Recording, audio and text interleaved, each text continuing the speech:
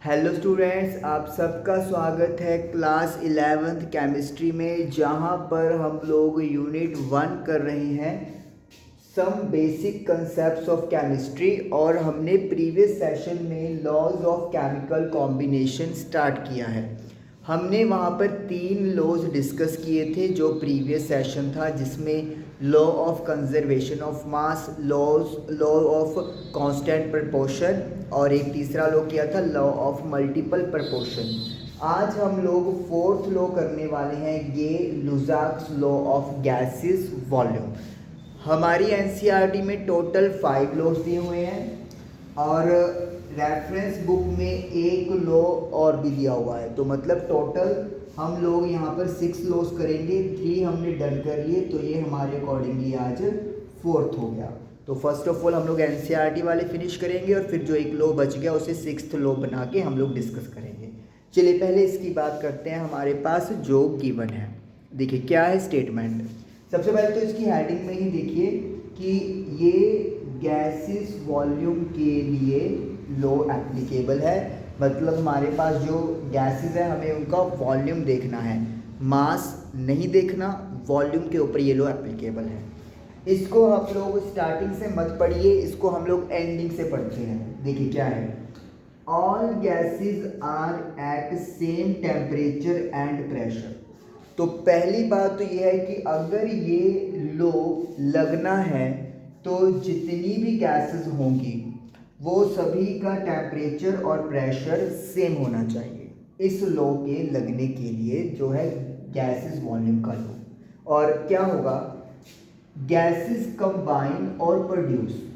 Gases या तो आपस में जुड़े या फिर वो प्रोड्यूस हो। जैसे एग्जाम्पल के साथ साथ करवाता हूँ मैं, hydrogen and oxygen, H2 plus O2। तो हमारे पास हाइड्रोजन गैस है, ऑक्सीजन भी हमारे पास गैस है और ये मिलके बनेगा वाटर H2O। लेकिन ये जो वाटर है ये वेपर फॉर्म में है, this is in vapour form. Balance कर लेंगे हम लोग 2 और यहाँ पर भी 2। तो ये हाइड्रोजन की गैस, ये ऑक्सीजन की गैस और ये वाटर के वेपर हो गए। तो गैसेस कंबाइन हो रही है या प्रोड्यूस हो रही हैं, ठीक है जी। एक केमिकल रिएक्शन में दे डू सो, वो ऐसा करेंगी कैसे, इन अ सिंपल रेशो, एक सिंपल रेशो में, बाय वॉल्यूम, वॉल्यूम के विद रिस्पेक्ट। मतलब यहाँ पर हाइड्रोजन का, जैसे कि ये तो आपके पास मोल्स होते हैं, ये मोल्स नहीं देखने, हमने चेक करने हैं इनका वॉल्यूम। तो जैसे एग्जांपल के लिए हमें दिया हुआ है 100 ml ऑफ हाइड्रोजन, तो 2 मोल्स है ऑक्सीजन का, 1 मोल है। तो ऑटोमेटिकली है, अगर मैं हाइड्रोजन 100 ml ले रहा हूँ तो ऑक्सीजन मुझे हाफ चाहिए, तो यानी कि 50 ml। और जितनी हाइड्रोजन ली है उतने ही वाटर वेपर बन रहे हैं, तो यानी कि 100 ml ऑफ वाटर वेपर यहाँ पर प्रोड्यूस होंगे। तो 100 ml 50 ml से रिएक्ट करेगा और 100 ml वाटर वेपर बनेंगे। अब यहाँ पे अक्सर कंफ्यूजन रहती है कि 100 प्लस 50 तो 150 होना चाहिए, लेकिन वो जो लॉ है वो law of conservation of mass है। हम लोग यहाँ पे किसकी बात कर रहे हैं, वॉल्यूम की बात कर रहे हैं। तो इसीलिए ये चीज़ एप्लीकेबल नहीं है कि 100 प्लस 50 150 होना चाहिए। अगर हम लोग मास लेते फिर आप लोग ये कहते कि mass should be same, but we are taking millilitre. ml मतलब मिलीलीटर है, और जो मिलीलीटर होती है वो आप सबको पता है वॉल्यूम की यूनिट होती है। तो अब देखिए 100 रेशो 50 रेशो 100, इन्होंने यही कहा है gases combined are produced in chemical reaction in a simple ratio by volume. तो अगर मैं वॉल्यूम्स का रेशो करूं तो ये क्या आ जाएगा, 2 रेशो 1 रेशो 2। देखिए स्मॉल नंबर्स के यहाँ पे मेरे पास वैल्यूज बन गई और यही मेरे पास लॉ है। लेकिन कंडीशन दिमाग में रखिएगा, ये तब एप्लीकेबल है जब जो भी गैसेस हैं, चाहे वो आपस में रिएक्ट कर रही हैं चाहे बन रही हैं, उनका टेम्परेचर और प्रेशर सेम होना चाहिए। एंड वंस अगेन ये वॉल्यूम की यूनिट है मिलीलीटर। ये कंजर्वेशन ऑफ मास को फॉलो करता है, लेकिन कंजर्वेशन ऑफ वॉल्यूम फॉलो नहीं होता। क्लियर है? क्योंकि जब आप दो या दो से ज़्यादा चीज़ों को मिक्स करते हो तो उनके बीच की जो फोर्स ऑफ अट्रैक्शन है वो कम भी हो सकती है या ज़्यादा भी हो सकती है या सेम भी रह सकती है। तो इसीलिए कंजर्वेशन ऑफ वॉल्यूम एप्लीकेबल नहीं होता। तो this is Gay-Lussac's law of gases volume, जो हमारा फोर्थ लॉ कंप्लीट हुआ कि गैसेस कंबाइन होंगी या प्रोड्यूस होंगी simple ratio by volume. Second law क्या था? लॉ ऑफ कांस्टेंट प्रोपोर्शन, कि वो कंबाइन होंगे elements fixed ratio by mass.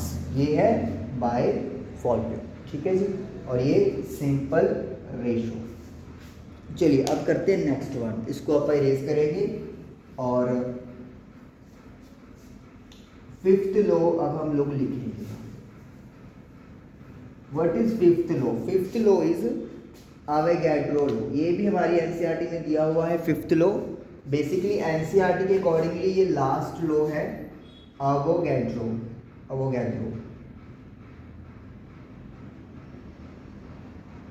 तो इस लॉ के अकॉर्डिंगली देखिए क्या चीज़ है। मैं यहाँ पे इसको करता हूँ equal volume of gases at same temperature and pressure should contain equal number of molecules. लो जी,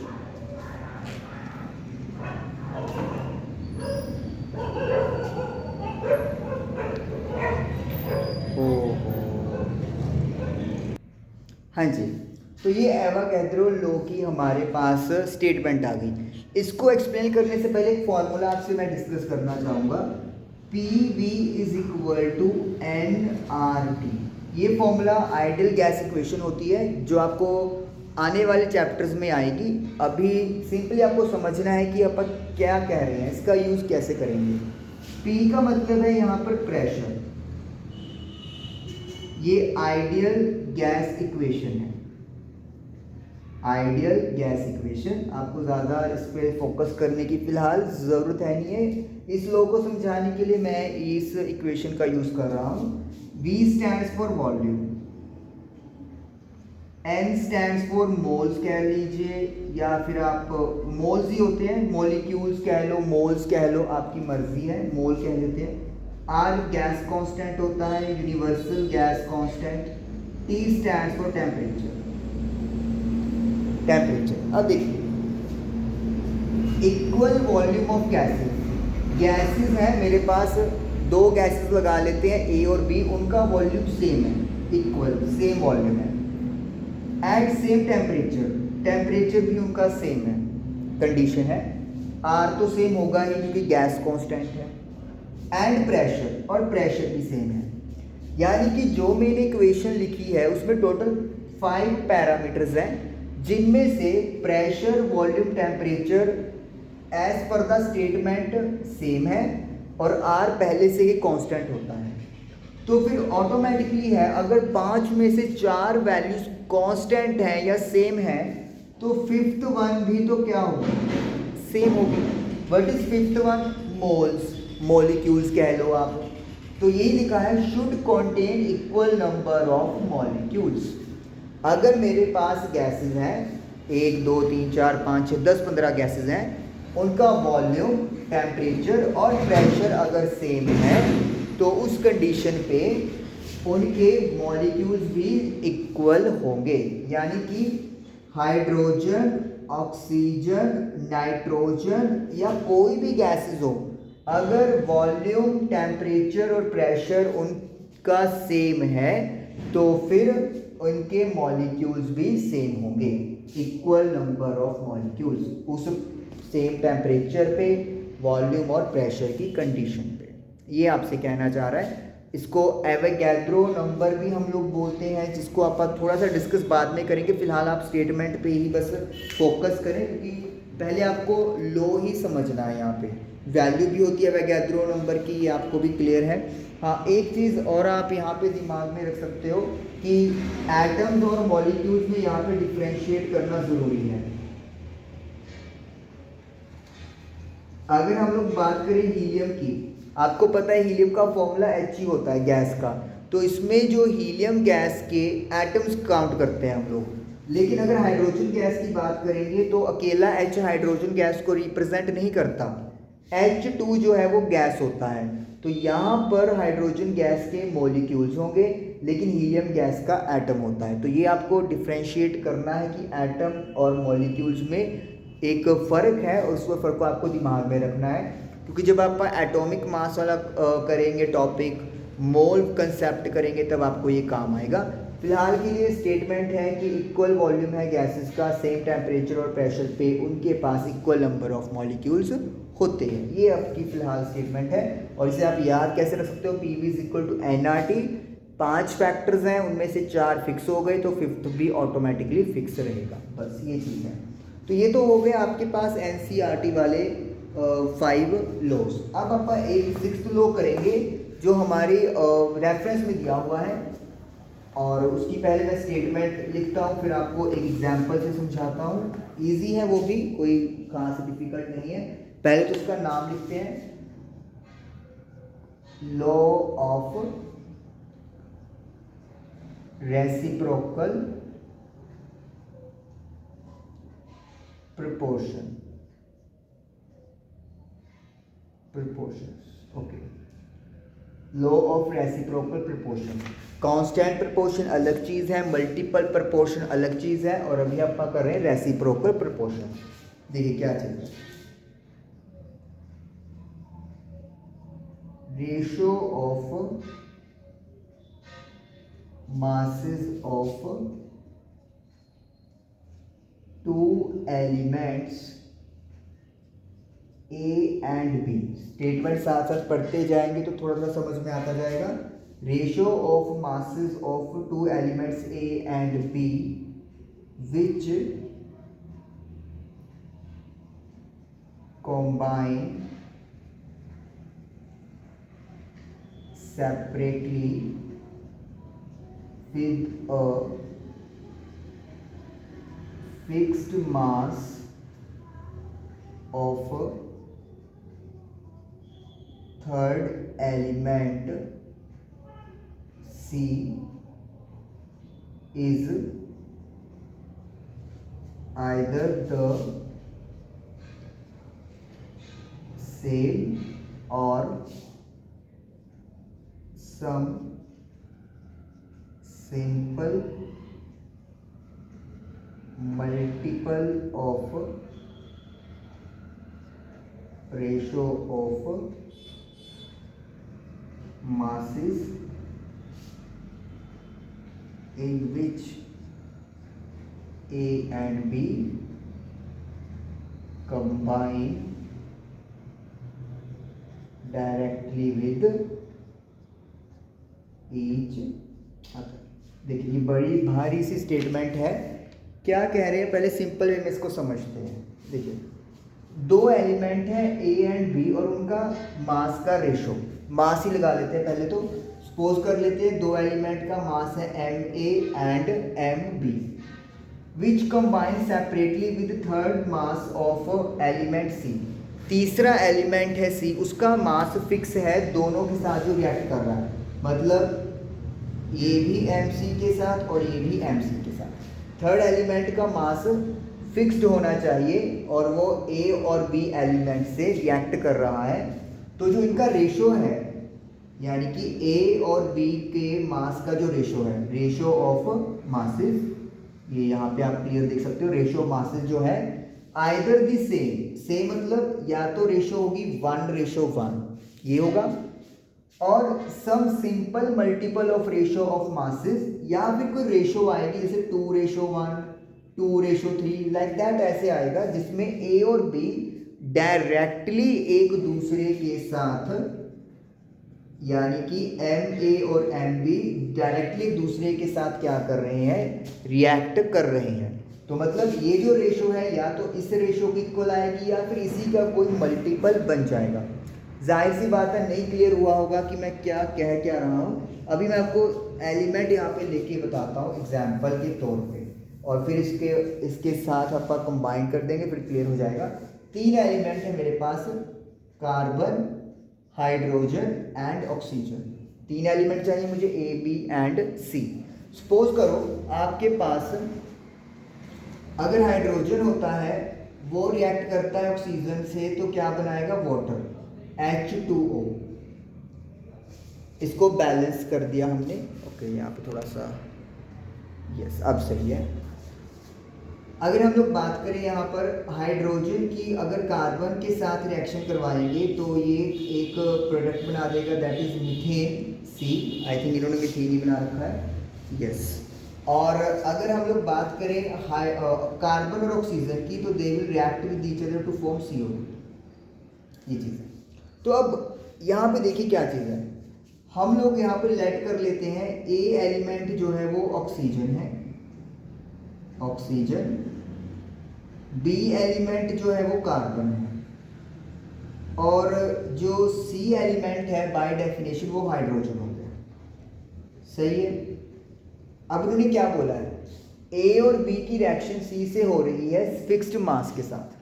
यहाँ पे देखिए ऑक्सीजन जो है वो हाइड्रोजन के 4 ग्राम से रिएक्ट कर रहा है, और ऑक्सीजन का खुद का मास कितना है, 16 × 2 32 ग्राम।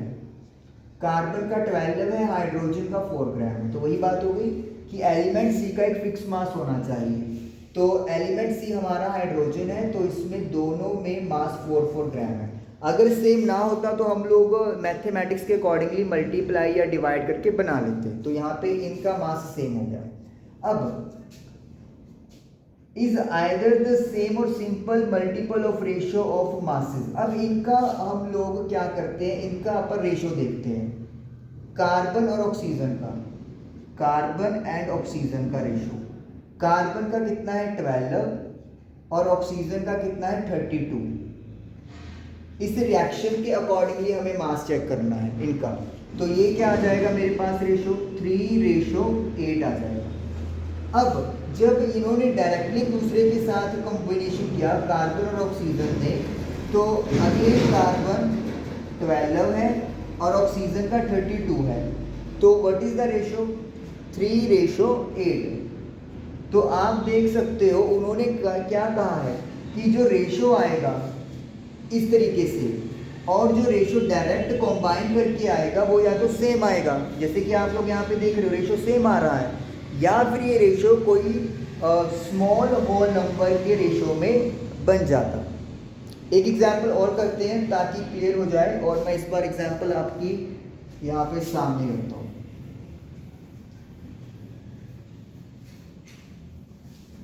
देखिए जैसे नेक्स्ट एग्जांपल है मेरे पास सल्फर के लिए है, सल्फर है, हाइड्रोजन है एंड ऑक्सीजन है।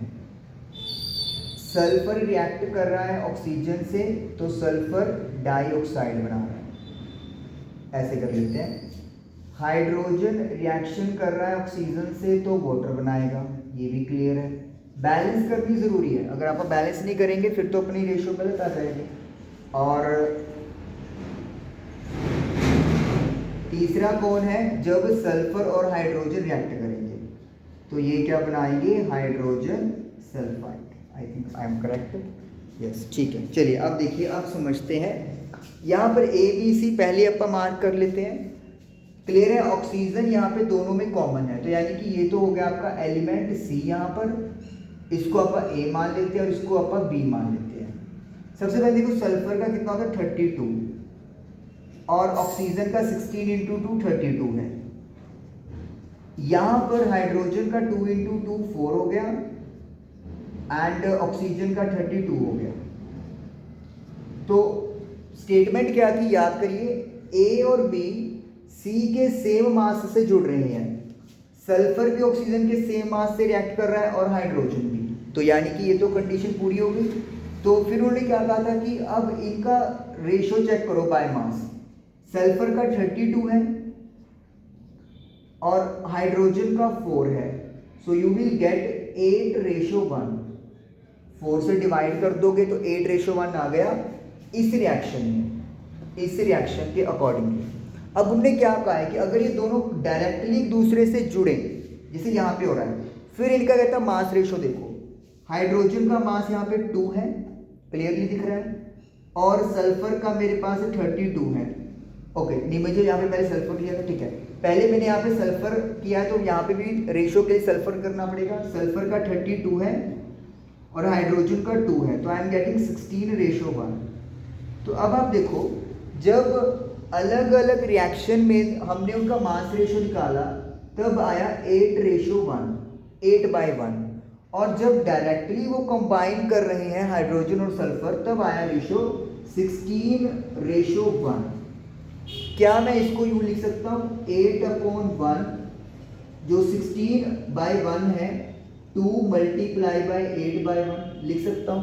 तो यही चीज़ है कि या तो बिल्कुल सेम आए जैसे पिछले एग्जाम्पल में आया, या फिर कोई होल नंबर रेशो में आएगा, multiple of some whole number, small number sorry. तो इस तरीके से ये हमारा law of reciprocal proportion complete हुआ। तो ये 6 लॉज हमारे कंप्लीट हुए। आई जस्ट होप कि आपको क्लियर हुए होंगे। काइंडली इनकी रिवीजन ज़रूर करिएगा। Thank you for watching the video.